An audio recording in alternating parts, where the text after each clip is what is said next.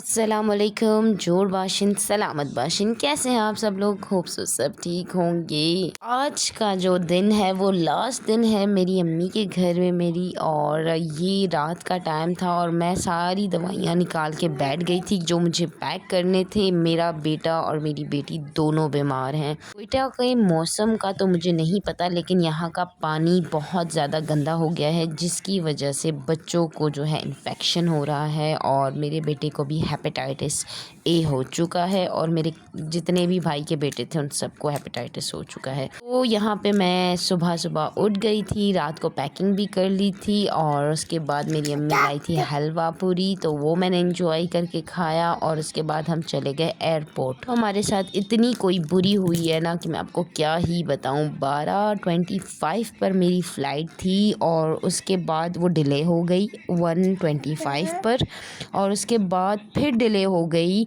तकरीबन 3 पर, और उसके बाद फिर डिले हो गई 3:30 पर। ये जो है एयरपोर्ट का, कोयटा एयरपोर्ट का बाहर वाला वेटिंग एरिया है जहाँ पर हम जो है सुबह 10 बजे से बैठे हुए थे, और जो फ़्लाइट थी वो 3:30 पर निकल गई। ये पाकिस्तान है, यहाँ पे कोई भी जो है जान की सेफ्टी नहीं है, ख्वारी है। अगर आप बाय रोड जाते हैं तो आप ज़िंदा नहीं रहते, अगर आप बाय एयर जाते हैं तो आपके साथ इस तरह से किया जाता है कि आपकी फ़्लाइट जो है बार बार डिले कर दी जाती है, और एक बंदा जो सुबह से बैठा हुआ है वो तकरीबन 2-3 घंटे तक वहीं पे बैठा रहेगा अपने बच्चों के साथ, चाहे वो बंदा बीमार हो नहीं हो, जैसा भी हो उसको वेट करना पड़ेगा। बाय रोड सफ़र नहीं कर सकते, हम ट्रेन पर सफ़र नहीं कर सकते, हम हवाई जहाज़ पे सफ़र नहीं कर सकते। मतलब हम क्या कर सकते हैं? फिर महंगाई इतनी कर दी है कि इंसान जीना तो क्या, सांस लेना भी अब छोड़ सकता है। गरीब लोग जो कि बीमार होते हैं और ट्रैवल करना चाह रहे होते हैं कराची की तरफ, लाहौर की तरफ या इस्लामाबाद की तरफ, किसी हॉस्पिटल में जाना चाह रहे होते हैं, वो इतने महंगे जो है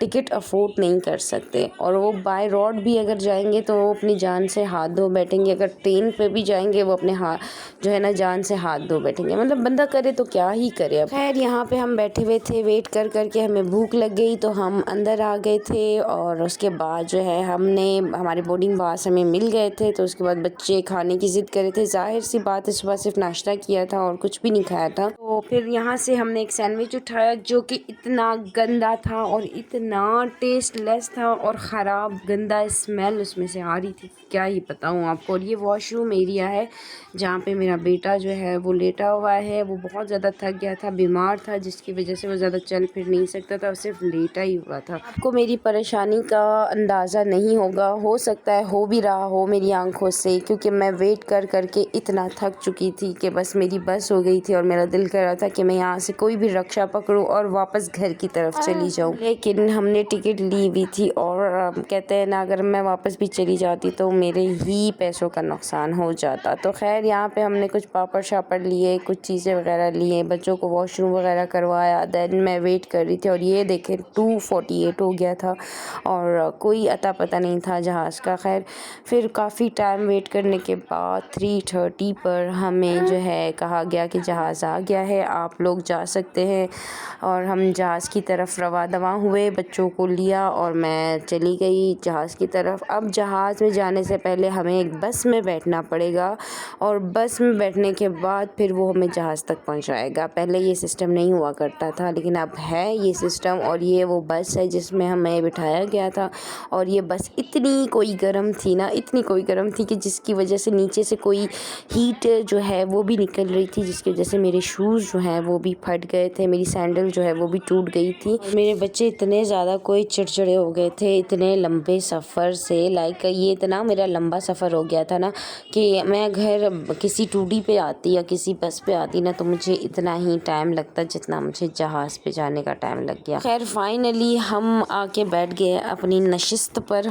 कॉल है जहाज़ वाले, इन्होंने लिखा हुआ है ना आगे वाली सीट के ऊपर कि आप अपनी नशिस्त पर बैठे रहें और अपने जो सीट बेल्ट हैं उन्हें अच्छी तरीके से बांध लें। तो यहाँ पे बैठने के बाद शुक्र अल्हम्दुलिल्लाह निकला, मुंह से, क्योंकि इतनी शिद्दत की गर्मी भी जो थी वो ख़त्म हो गई। अंदर एसी लगा हुआ था और सारे जो लोग थे ना वो भी जल्दी जल्दी आके बैठ गए। और जैसे ही हम बैठे हैं ना, बस फ़ौरन से इन्होंने अपने जहाज़ जो है ना उड़ाना शुरू कर दिया था। वैसे तो मुझे जहाज़ पे बैठने से डर नहीं लगता, लेकिन फ़र्स्ट टाइम मैं जब बैठी थी ना तो मुझे बहुत ज़्यादा डर लग रहा था, क्योंकि जब तेज़ी से जब अचानक जाता है ना तो देन दिल जो है ना वो पीछे रह जाता है, बंदा आगे आ जाता है। ये कोयटा का खूबसूरत नज़ारा जो आप देख रहे हैं, कोयटा बहुत खूबसूरत शहर है। कोयटा बहुत खूबसूरत शहर है। मैं आपको बताऊँ ना, मैं कहीं पे भी चली जाऊँ, मैं कोयटा को कभी नहीं भुला सकती हूँ। कोयटा से ना मुझे एक जन्नत जैसी वाइब आती है। अगर यहाँ पे हालात ख़राब ना होना तो कोयटा बहुत अच्छी जगह है। जैसे ही बलूचिस्तान का एरिया ख़त्म हुआ ना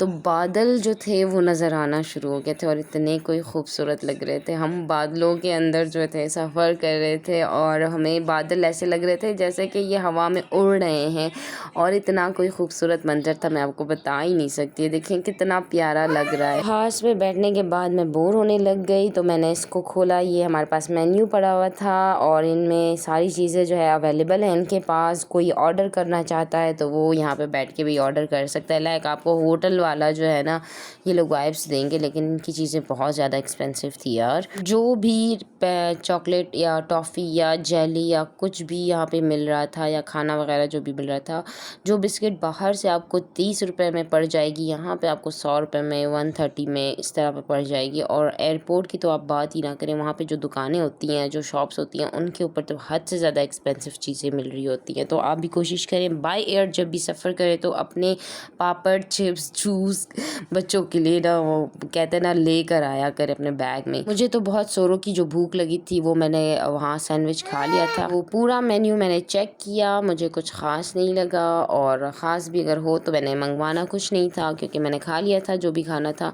तो और ये यहाँ पे बैग पड़ा हुआ था और इसमें लाइक आप कुछ भी मंगवाते हो या कुछ भी ऑर्डर करते हो तो और आपका दिल ना करे खाने का तो इसमें डाल के आप पैक करके अपने बैग में रख सकते हो। और यहाँ मेरे बच्चे जो है एंजॉय कर रहे थे सफ़र को, लेकिन थोड़ी देर बाद इनकी आंख लग गई थी और ये सो गए थे। दोनों मेरे बच्चे आराम से सो गए थे। मेरी ट्रैवलिंग में तो ऐसी हालत होती है, एक मेरा एक पाँव पे सोता है, दूसरा मेरे दूसरे पाँव पे सो जाता है। और मैं मोबाइल में सारा कार्टून वगैरह जो है वो डाउनलोड करके लाती हूँ, क्योंकि ट्रैवलिंग में बच्चे बहुत ज़्यादा डिस्टर्ब करते हैं, बहुत ज़्यादा तंग करते हैं। और साथ में मैं कुछ बिस्किट वगैरह भी लेकर आई थी, उन्होंने खाया नहीं। मेरे बेटे की तबीयत वैसे भी ख़राब थी, वो बहुत ज़्यादा ज़िद कर रहा था ये लेना है वो लेना है। देन मैंने उसको समझाया कि बेटा आप बीमार हो, अभी आपको कुछ नहीं लेके दे सकते, तो आप चुप करके बैठ जाओ, कुछ टाइम का सफ़र है, गुजर जाएगा। देन देखते ही देखते हम इस्लामाबाद पहुंच गए और ये जहाज़ अब नीचे उतरने वाला है। और इतनी कोई खूबसूरत मनाजिर होते हैं ना, जब ये ज़मीन से थोड़ा सा ऊपर होता है तो नीचे ना सारी चीज़ें आपको नज़र आ रही होती हैं, बहुत खूबसूरत लगता है। और इतना कोई खूबसूरत मंज़र था क्योंकि मौसम इतना ज़बरदस्त था, क्लाउड थे,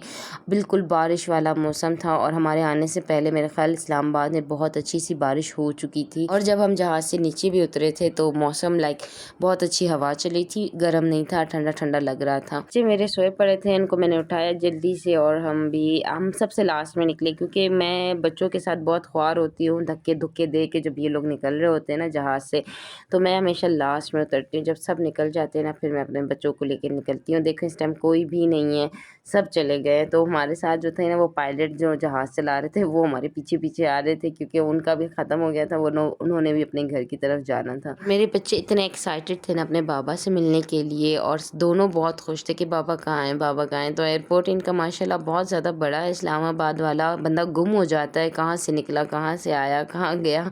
यहाँ मेरे बच्चों ने अपनी नींद कंप्लीट कर ली थी और जैसे ये लोग उतरे तो भाग भाग के इधर उधर घूमते जा रहे थे और बहुत इंजॉय कर रहे थे, जहाज़ों को देख रहे थे, एक दूसरे के हाथ को पकड़ के न चल रहे थे और अपने बाबा का इंतज़ार कर रहे थे। और मुझे बार बार पूछ रहे थे कि बाबा कहाँ हैं, बाबा कहाँ हैं। अच्छा, अगर आप अपने हस्बैंड से दूर रहते हैं ना तो आपके और आपके रिलेशन में एक और चीज़ आती है कि आपके रिलेशन में ना मोहब्बत बढ़ जाती है आहिस्ता आहिस्ता। ये चीज़ मैंने हमेशा एक्सपीरियंस किया हुआ है। और जब भी मैं वापस घर की तरफ आती हूँ तो मेरे हस्बैंड मुझे बहुत अच्छी तरीके से वेलकम करते हैं, क्योंकि मैं 2 महीने बाद आती हूँ, 3 महीने बाद, कभी कभी साल भी हो जाते हैं। यहाँ पे आप मेरे थकी हुई शक्ल देख सकते हैं। लोगों का मुझे नहीं पता, लेकिन मैं बहुत ज़्यादा थक गई थी और मेरी आंखों से पता चल रहा होगा कि मैं बहुत ज़्यादा ख्वार हो गई हूँ। दैन हम बैग का इंतज़ार कर रहे थे और मैं गलत रो पे खड़ी हुई थी। तकरीबन काफ़ी टाइम खड़े होने के बाद मुझे पता चला कि यार यहाँ से नहीं, उस तरफ से हमारे बैग आएंगे। तो मैं चली गई गई दूसरी तरफ और हमने अपने बैग्स उठाए और हम गाड़ी में आके बैठ गए और हस्बैंड भी आ गया था। बच्चे बहुत खुश थे अब बाबा को देखकर। देन हमारा सफ़र ख़त्म हुआ, हम घर आए। 1 घंटा हमने सफ़र किया इस्लामाबाद से लेकर कामरा तक। सही मैंने घर की हालत देखी, इतना कोई खूबसूरत मेरे हस्बैंड ने रेडी किया हुआ था, सब कुछ चेंज किया हुआ था, क्या कलर किए थे, पेंट किए थे। बाहर से तो बहुत ज़बरदस्त लुक आ रही थी। देन मैं घर के अंदर इंटर हुई तो और मुझे अच्छा लगने लगा क्योंकि सारा कुछ साफ़ सुथरा, कुछ बिखरा हुआ नहीं। और मेरे हस्बैंड बैग लेके हमें अंदर उन्होंने वेलकम किया। देखें कितना क्लीन एंड क्लियर हो गया है, घर साफ़ सुथरा रखा हुआ है माशाल्लाह। यार मुझे अपने हस्बैंड से ना बहुत ज़्यादा प्यार है, इसीलिए प्यार है क्योंकि वो जब भी मैं आती हूँ ना तो घर ऐसे ही साफ़ सुथरा होता है। रास्ते से हमने खाना भी उठा लिया था। देन हमने खाना खाया और उसके बाद हम सो गए थे क्योंकि हम बहुत ज़्यादा थक गए थे। तो आप भी शेयर करें, लाइक करें, सपोर्ट करें मुझे। नेक्स्ट व्लॉग में मिलेंगे। फ़िलहाल के लिए अल्लाह हाफ़िज़।